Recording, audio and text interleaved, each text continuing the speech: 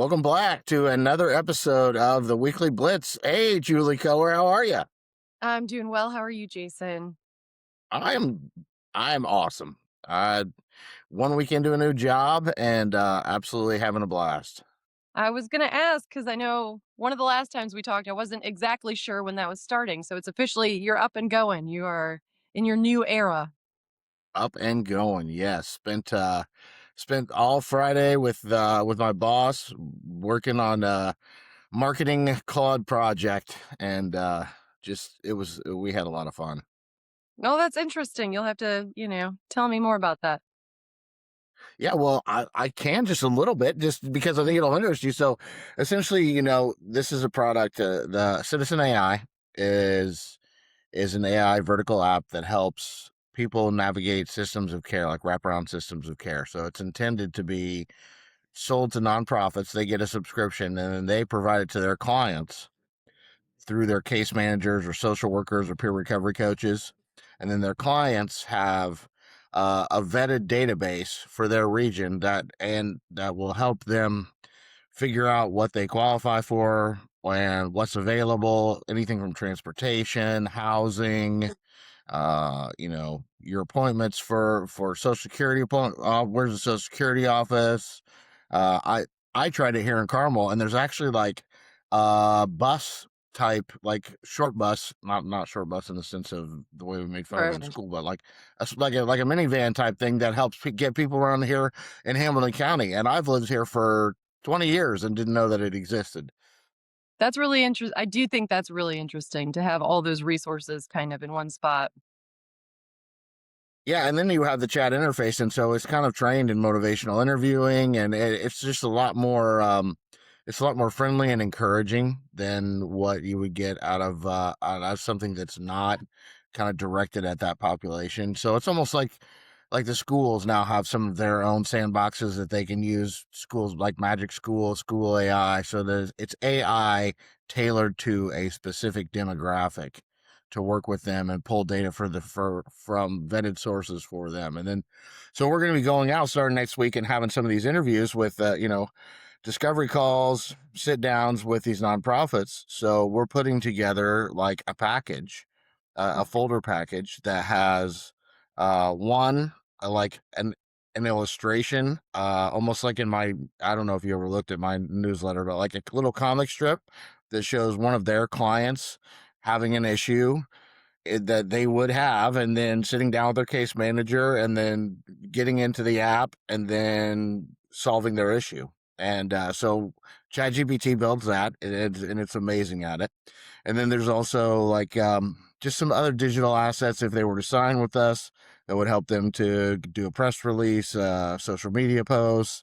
And then on the other side is more like a frequently asked questions and all this. So we're building it out in Claude Skills so that all we have to do is give it the LinkedIn profile or website in a project of a nonprofit, and it then drafts a really deep rooted research prompt, right? So I can take that research prompt and stick it in 3 different research tools, maybe ChatGPT, Deep Research, Google, and Grok or Perplexity, or just pick your 3, put all those together in a report, give it back to it. It then goes through that report and picks out things that show up in multiple sources. I've told you before, that's how I kind of vet research. And then from there, it just builds all the assets, the prompts for the cartoon, all the digital assets and everything else. And so once we have this built, it will take very little time to put together one of these packages. Customizes a folder with their logo and everything for them. Interesting. It's interesting. So, but how are you, you know, you just printing them up at like the local printer place? Is that what the plan you think will be? Yeah. Okay. Yes. I suppose if we start getting appointments far enough out, we'll probably find a third party like digital printer place so we can send it to. Then we'll mail them to us. But yeah, right now it's like then send that package off to Kinko's, have them print it, go pick it up. Kinko's. I forgot all. Do those still exist? No, they got bought out by Oh. FedEx. So Oh, okay. I was like, that was such a throwback in my brain for some reason. I totally forgot about Kinko's. yeah, Hilarious. Yeah, no, But I pick up the copies from Kinko's and then head over to Blockbuster to get a VHS throw in the machine afterwards. when you think about what is it like, if you have like an Amazon Prime, and then you still have to pay a rental fee to stream a movie, it's kind of like, just bring Blockbuster back. That way I can like go in, hand pick it myself, do all those things. It's just interesting. Anyway, aside from all that, I did have a chance to listen to the podcast that you sent me. I listened to that this morning, actually, before we're connecting here. So that was interesting to learn about. I'm never going to say his name right, and I apologize. Swarmies? How do you say it? Do you know? With AWS. Remind me what podcast I sent you. It's the TED Talk one. It was the gentleman who's a part of Oh, Amazon and AWS, and he was talking about the difference between agents and chatbots and where we're headed with AI and it being able to build more things like you were just kind of talking about, actually. that is so awesome. That actually ties into, I've heard a lot of people talk about like what are the different stages of AI and AI literacy. And I was kind of going to want to run through those today, but why don't you explain to us now, as somebody who's not deep in this, like what the difference between agentic AI, what did you take away from that talk? Well, there were a lot of things that took, but agentic AI or agents, where he sees it going and where it's headed, is like it'll be able to think on its own and create and build. So basically, you can have this big idea, this business, this movie, this whatever, and it will do the doldrum work. But like, a chatbot is going to help you, even with chat GPT and Claude and all that, it'll like kind of brainstorm with you, but the agent will be able to, I mean, he pretty much implied that it'll work on its own. I don't know that I understood that fully correctly. Yeah. Okay. So I did. I was You like, did. I mean, it's interesting. And I just don't know how far off we are from that. Right. So he was saying he grew up in India and only had like 10 minutes of access a day to a computer. And part of his whole thing is he wants to be able to he wants everybody to have access, to the same things, because that's how you get new ideas. That's how you build bigger things. My brain this morning. So, but I don't know. Do you have more detail, more feedback on what that looks like when an agent is like independent? Yes, Okay. 100%. Because Okay. we are there. It's just not super safe yet. So, look, let's walk through kind of what the stage is. If people are just starting to tune into this, because I do think that all of a sudden people are starting to wake up to the fact that this is probably going to have a pretty big impact. I would like to think that everybody's starting to wake up to it, but I will tell you that where this ties back is when OpenClaw was released, which you remember I brought that up to you a couple weeks ago, right? That is that is a fully agentic workflow. So it can do things, it can manipulate your computer, it can use third party apps, and the smart people are putting it on a separate computer and giving it its own email and all, not giving it access to everything in their computer. That created a mad rush for Mac Minis. Apple Mac Minis are supposedly like the computer to do this on. They're for the price they have to do the best job. I just heard this morning, New York City, like they completely sold out of Mac Minis. They had lines waiting for it. So I went in to get my new Mac for my job at the Apple store at Keystone of the Crossing here in Indianapolis, and it's not a Mac Mini, but it's a Mac. And there were two very kind sales reps. I've had nothing but positive things to say about them. But I said, "Don't worry, it's not for OpenClaw." And the girl looked at me and said, "Huh?" And I said, "OpenClaw, the new agentic like outbreak that's selling you guys out of Mac Minis across the country." And she's like, "Oh, yeah, this is Indiana. That's probably San Francisco." Like they had no clue. They work for Apple. There's Yeah. no like company wide memo. Hey, we're getting a huge disruption. First off, piss poor communication inside that. But here in Indiana, like they had no clue that had even happened. So things like that ground me a little bit in how much people really have woken up, because I guess if you don't watch the stock market all the time, because the stock market has had some major roller coaster stuff because of scares that the software as a service industry is done for every time a new tool comes out that's really good at building software. But if you're not paying attention to that, then you maybe have you heard about Dario Amodei and Anthropic pissing off the Department of War and Trump declaring? Yeah, so that's kind of but then I look at that and I think if that's all I heard, I would think, well, this has nothing to do with my life. This is like Terminator AI. The government doesn't want to use Claude to make Terminator AI when actually Anthropic's one of the biggest AI companies out there. Yeah. That was a privacy disagreement, was my understanding. Well, Dario and Anthropic want to say you can use our technology, but you cannot use it to spy on American citizens, and you cannot use it for weapons that are agentic, completely autonomous, make the decision on what to kill themselves. The side argument for that, and you just can't tell the government how to use a tool that you build for them, Oh, I right? This disagree. is kind of no. I disagree. I would be doing the same thing, I feel like, if I was Dario.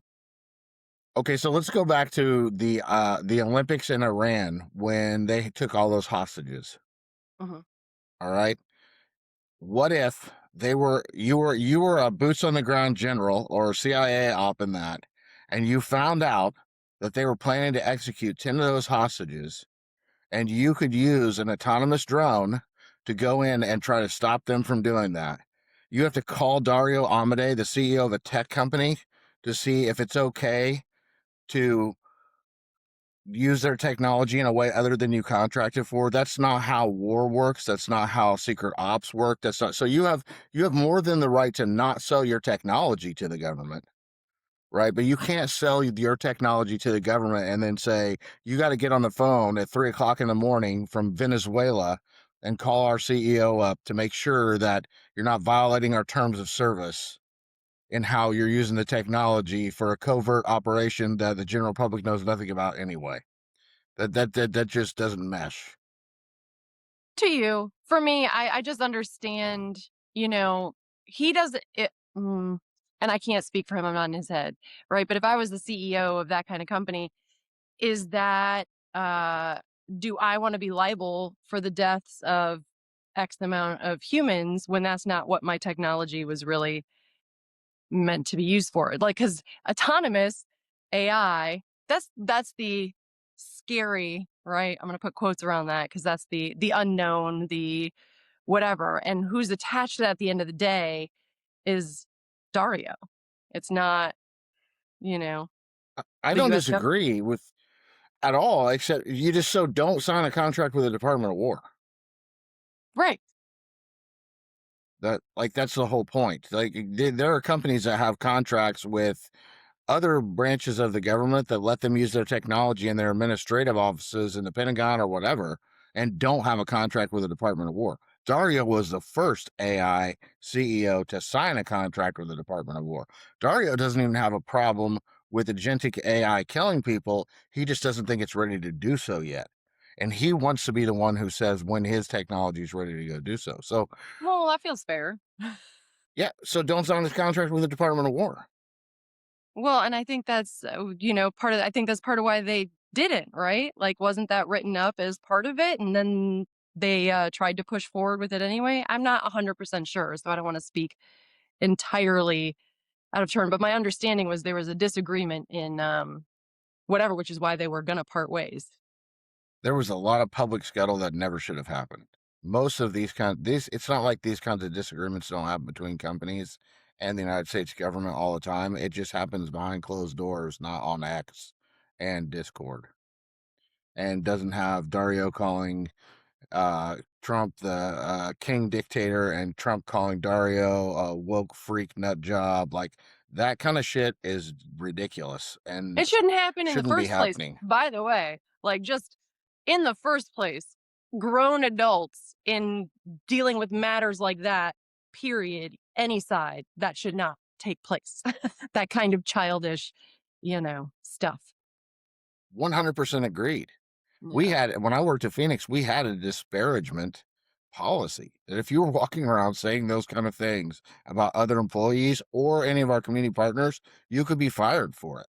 Right. Yeah. And that's a 30-person community paramedicine company, not the federal government and one of the biggest tech companies in the world. Like I will, you and I can agree 100% wholeheartedly that these grown men acting like 14-year-old children behind It's time. closed doors and particularly in public is making our nation look bad, and it's setting a bad standard for the youth of our nation that are watching this as they grow up.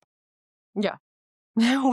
We can definitely agree on that. It is wild. And the fact that it gets, leaked out there. Yeah, it's fascinating. Like, what the heck? This goes back to almost the fear that I've told you that I have for us as far as consumers versus builders when it comes to technology tools. It kind of bleeds into everything. We're just this entertainment driven society where we choose I have said this as a Republican. The second time Trump got elected, I was flabbergasted because you had Ron DeSantis, who essentially had the same political views as Donald Trump, but was a United States Marine. He stood up to things that the people who agree with Trump think he should, but in a much more adult and way, right? And so you had this choice of an adult with those or an entertainer, like you're fired, and everybody wanted this entertainer, and I'm just like, what the hell is wrong with us? It Why is are we interesting. choosing everything based on how entertaining it is to watch it happen? Yeah. No, and that is interesting. And I have conversations. Uh, you know, there's a I don't want to sound too woo woo or whatever, but there is a part of me that's like, we get what we deserve in the sense of we created this monster, right? This entertainment bubble that we live in. And it's like, well, this will be great, because we've seen this on TV. And then it reflects in real life. And you're like, oh, this is probably not, everything we thought it'd be. Yeah, Yeah. that really resonates with me as a Gen Xer. I think we kind of grew up watching too much TV and thinking that life was going to be a lot easier to navigate because everything always works out.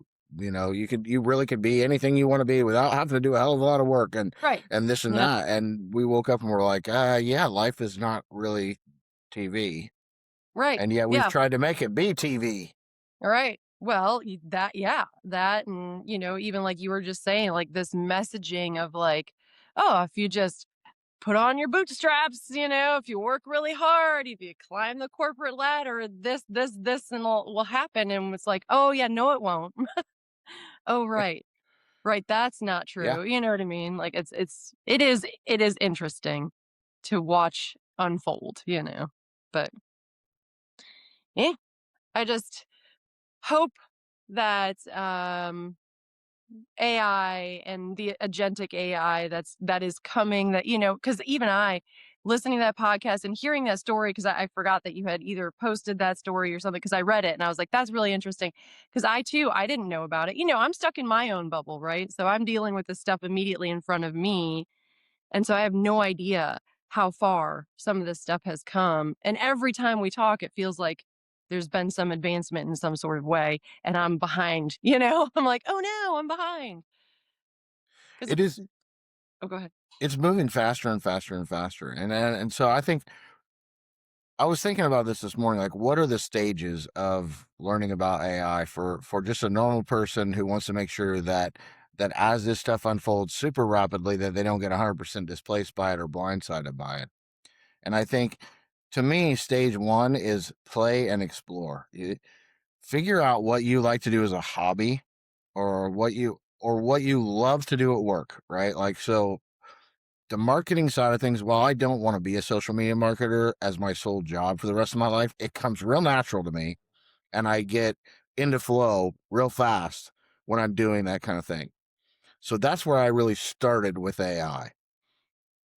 And if you go with something like that, then you start saying, okay, what are the things in this little hobby or this interest that I have that I'm not very good at that would make me a whole lot better at this, but I've just never had the time to invest in becoming good at it? All right.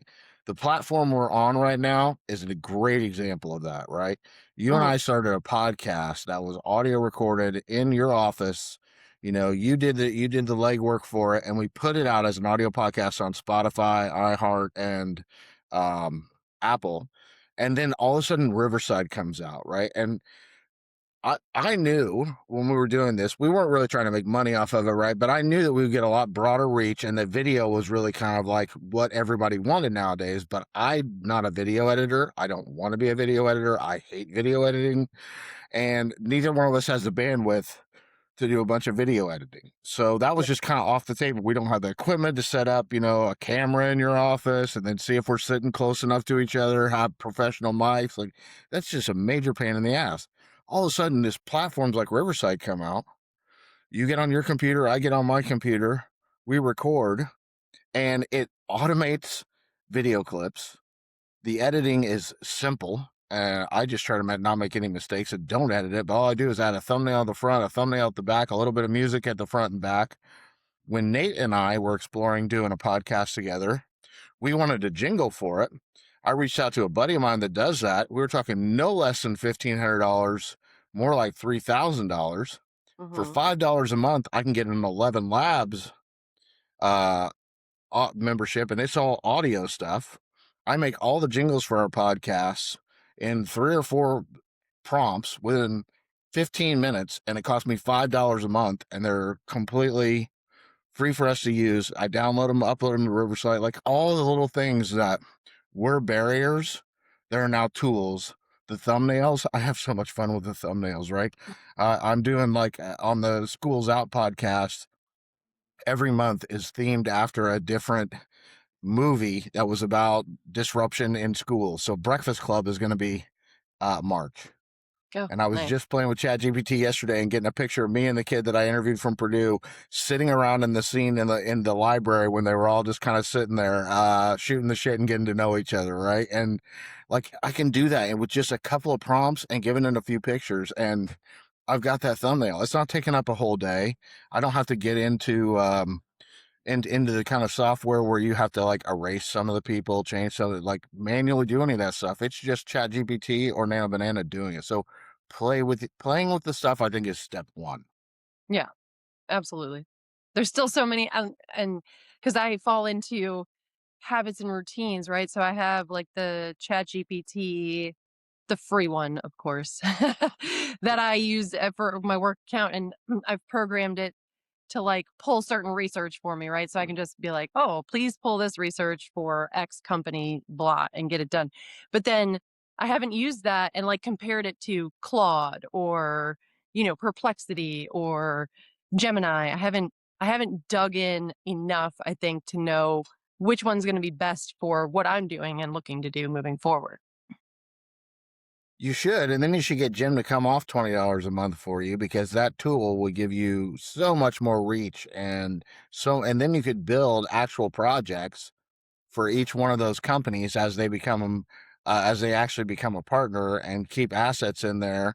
So that's kind of step two, a coworker, right? That you're bringing that up. So once you get to step two, you start to say, okay, how can this really help me in work? And that's where I do think at least the minimal level $20 a month, either Claude or Chat GPT or Google Gemini.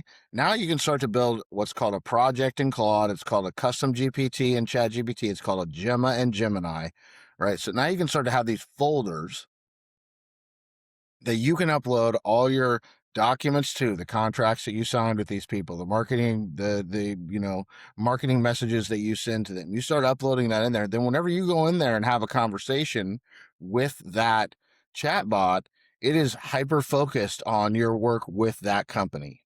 Hmm. And so now you start getting some really good, and we have at my new company a Teams account for Claude. So we can share those projects, and that way we're all co-working in there. I think that the last company I worked for is probably going to move to that next. It becomes kind of a cohesive glue for all of you to work on, but it's not actually going out and doing things on its own, but you're starting to build, and now there are skills that you can build in there. So I always use it, for instance, the show notes. That was the one lift for me with podcasts that was still a major pain in the butt. Every time we make an episode, I have to go through, not really this Blitz one because it's really just here's the weekly blitz, here's Julie's contact info, here's my contact info. I could have a template for that and copy and paste it. I just have to make up a name for the week, right? But every time I have a guest and a full podcast, it needs timestamps, it needs like the guest background, all the guest links and all this and that. So I built a Claude skill that all I have to do is give it a screenshot of that guest's LinkedIn profile, tell it what the website address is if they have a website, and give it the transcript from the conversation, and it auto generates every bit of that. Hmm. Same way every time. It does one for Spotify, one for YouTube. They're optimized for those. It did the research to figure out like how to best write those notes for those different platforms, and now it just does that. It takes me less than 5 minutes to generate show notes for any show that I do. That is amazing. And that's from your $20 level of investment with one of these Yes. tools. Yes, that Claude is the one that built the skills idea, and it walks you through building skills. But there are skills libraries now that people publish them. You can take a skill. The skill's just in a markdown file, like it's a generic text file that you can upload it to a custom GPT as a part of a project. You can upload it to a Gemma. So these skills are pretty ubiquitously usable across all of these different platforms. Interesting. Yeah. Well, now you're starting to have a shared place to work with other people. You're starting to have AI that is project oriented and focused on whatever you're focused on, rather than just having this one chatbot area where you're having to go back and reinvent the wheel every time you want to have a conversation because the memory's not that good, right? Then the third step to that is actually agentic workflows. And so for Anthropic, they have co-work. Perplexity now has use your computer. All these different ones are starting to have where you actually build AI agents that have a role and they have jobs, and they can go and use your computer, whatever you give them access to, as well as third-party tools. So somebody like you might have an agent that, let's just say you're going, let's take you or the thing that I said where when we're going to talk to another nonprofit, it gives me a prompt that I can go put in 3 different search engines, right?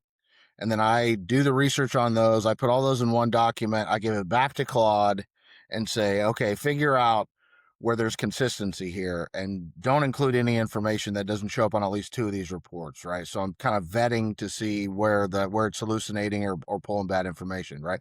An agent could just go do all that. If you gave it access to the tools to go do it, it could just go do all that and bring back the finished product. It's impressive. It is. There are issues that people don't, that I would warn newcomers to this. I think if you want to explore something like that, take an old shitty computer, open a Gmail account, and play with them there. Open a Gmail account for it, and don't give it access to anything else, because sometimes they have done things like erase the entire database on your. Like one lady asked it to clean up her email, organize her email, and apparently the agent was just like, "This is ridiculous. You've never like even emptied your inbox. I'm just gonna start over." So it just wiped it all out. That's what it decided was the right idea to do. She was like, "Oh, right." So that's where it's not 100% baked. So it can do things like that. And then the other thing is, one of the things that I think lay people are really starting to wake up to, even companies are starting to wake up to, is there are thousands of models out there. Okay. We only know a handful of them. If you take the latest ChatGPT release, and I'm going to misquote the prices on this, but they're really close, the most powerful ChatGPT thinking mode coder, it's about $30 for every 750,000 words you put into it, and $120 for every 750,000 words that it outputs. And that includes its backlink thinking. Okay, so you could actually, it can actually go through that many words real fast. It doesn't spit them all out in the chat interface, but while it's thinking, it's producing. That's called inference cost, right? And those are, we call them tokens in the AI world. but a token is equal to about 2/3 of a word. Hmm. So that could get super expensive. If you had an agent that's the only AI model that it was using, you could way spend more money than it would have cost for a human to go do that research. There are models like Amazon Nova, some of the smaller llama models that are like 0.001 cents per million input tokens and 0.01 cents per million output tokens. They're small. They're Hmm. not very smart, like in the sense that they don't have a lot of flex. They don't think their way through problems. They just kind of do things, right? And so, if you wanted every time an email comes in from Jim to your inbox, for there to be an agent that put that on your calendar, right? An Amazon Nova model would be a great model to have in that workflow because Hmm. it's a very simple thing. It doesn't need to make any decisions. It doesn't need to, the expensive one might be like, wow, Jim kind of seems pissed in that email. Like, I don't even know if she wants, if I want her meeting with him, like, maybe we should just discard that. Well, it could make decisions you don't want it to make because it's overthinking the issue, Hmm. and it could spend 2 hours trying to think its way through that and cost you $25 just to decide to go ahead and put it on there anyway. When the Amazon Nova model would have automatically done it, and it would have cost you far less than a penny for it to do it. Hmm.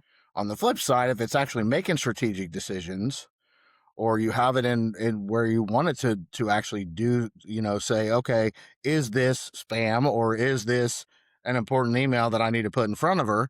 Now you need a slightly larger and smarter model that can actually figure that out. So Right. you have to plug all these in the background in order to really get these agents to work properly. So it's not as easy as it might sound, if that makes sense. No, that does make sense. Yeah, because I mean, again, that is much more complicated. Like, I didn't even know there was an Amazon Nova, like, so because I am a layman or whatever, like, I just would rather wait until there's like one tool that's been working so well for, whatever, and then lean into that instead of trying to, play with each different model to figure out where to go next. You know what I mean? As Yes, a and as that a layman, I just want it to be easy and whatever. And for anyone in that position, I would suggest you go get a paid Claude account because you have access to Cowork. Cowork does, and they'll tell you like it's not perfect yet, but Cowork is essentially that for a layperson. It takes the idea of, do I use Sonnet for this? Do I use Opus for this? Do I use There are multiple models that cost different prices inside of Claude, just like there are in ChatGPT. ChatGPT figured this out long ago. But when you go in and use ChatGPT, like it decides what model to use for you. It's Mm, auto select, even in just a chat. Now, they also figured out that people like me who are like hyper users of these things, like don't want that all the time. We want to be able to select which model. So you can actually go in and change your model in ChatGPT and turn it on to a more thinking model. But it by default it decides for you what it wants to do. So yeah, that is happening. But I think Claude is the best $20 you'd ever spend, aside from Whisperflow. Whisperflow is probably the other best $15 I spend in my lifetime. and Which that's the thing that records stuff all the time? That's the Or thing is that I just push down a key on my computer and I never type again. I just talk to my Oh, right, computer right. and it spells everything right. It formats it right depending on what kind of a document I'm in or if I'm in an email. If I stutter or say a word a couple times, it fixes that and doesn't put it in the tag. It's not just word for word dictation. Interesting, because I think it's tools like that where we're gonna see the shift happening as far as, like, we've talked about this before, but even scrolling less. Because when you can Hmm. talk to your device and it can just do these things for you, it can put up your social media life, it can do all of that via, tools like Whisperflow. I think that'll be a big shift too for society. And I'll be interested to see how that plays out. So that is happening when with OpenClaw and tools like that have access to Slack or Discord or WhatsApp, and so now people are actually just using their phone, talking to their phone, saying, "Hey, I need you to go The calendar thing is the easiest for me. The commercials all seem to be book a flight or do something with vacation. That has nothing to do with my life. Like I don't take very many vacations, so I could give a shit less. But like if I was just talking to you and you're like, hey, let's meet for coffee next Tuesday because I'm going to be in Lafayette, right? If I can just go to my Slack and be like, hey, send Julie a calendar invite and put it on these two different Google calendars, and I'm talking to an agent in Slack, and then it just goes off and does it, like boom. And that is 100% there today. You can do that, and draft her an email, and send her some flowers from the coffee shop or from the flower shop in Lafayette as well. If I have it connected to a credit card and it has full use of the internet, like which is possible today, I wouldn't do that personally. It might Right. decide, you know what, I really like Julie. Let's send her like these rare hydrangeas that are $800 for a Yeah. bouquet, and I was thinking like send her some carnations, and now I just sent a coworker a $800 bouquet that I had intended to be no more than $30. Those are the kind of things you have to be really leery of. Yeah. No, that makes sense. Well, it sounds like we're continuing to evolve pretty quickly. We are, Yeah. and you are in Lafayette, Indiana. So this week, I think the Lafayette Chamber of Commerce is starting to have some big meetings around this, and I actually have Brian and Colin, who are local guys working on security and AI in Lafayette, are going to be at those meetings. I live in Carmel, and I don't have a job in Lafayette anymore, so I'm not there all the time. But I think they're going to be on the Blitz as special guests with me next week, just to kind of hear like what's going on in a Hoosier town that's right next to a major university, but is definitely not. A hyper tech town. It's more of a manufacturing town, and so it'll be very Mhm. interesting just to kind of get a pulse on what the conversation looks like there. That I think that will help people ground like what's the conversation look like for real people in real time, not just giant enterprise and not just the tech industry. Yeah. No, I'm definitely interested. I'm planning on going to a class at the Commerce. I believe they are both speaking at that. So looking forward to plugging into that Awesome. too. Yeah. So we'll see you back in 2 weeks, and you can tell us what you've learned. And go get a Claude. Go play with Claude. That is my Oh, homework for you. There's a all free right. Claude. Go play Yes. with it, I and then just, oh, God. Sorry. I just put the free Claude on my phone, or I just put Claude on my good. phone. Started, signed in, created an account on the laptop for work. So starting to dabble more with Claude. I'm excited about that. We'll see where that goes. Well, when it comes time to sell Gem on spending $20 a month to give you a paid Claude account, if you need any help making that case, I'm more than happy to help you out. Thank you. I do appreciate that because you've been playing with those tools for a long time. So I feel like I'm still an infant in that area.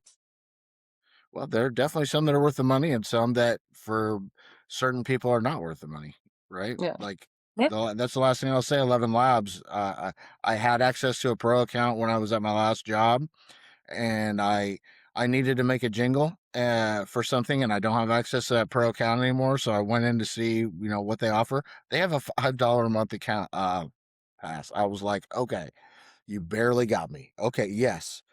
I use it enough to be worth five. I fear that those are gonna stack up over time, right? Right. But Yeah. I would never go spend $30 a month on a video or music generation tool because I just don't have enough use for.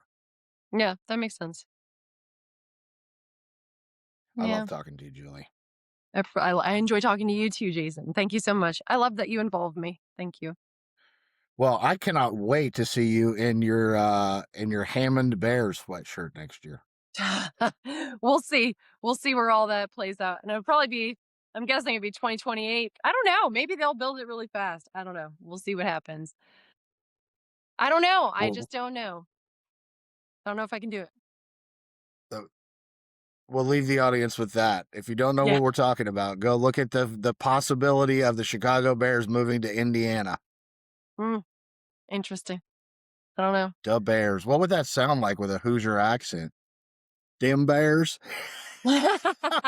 Probably. Probably. Sorry, Hoosiers. We love you. All Thank you, right. I'll talk to Jason. you soon, Julie. Have a great day. You too.